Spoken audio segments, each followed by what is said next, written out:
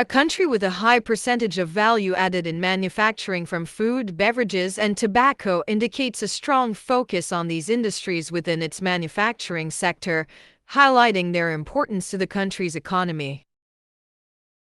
This can suggest a combination of abundant agricultural resources, established processing industries, and possibly a high domestic or export demand for these products, driving economic growth and employment.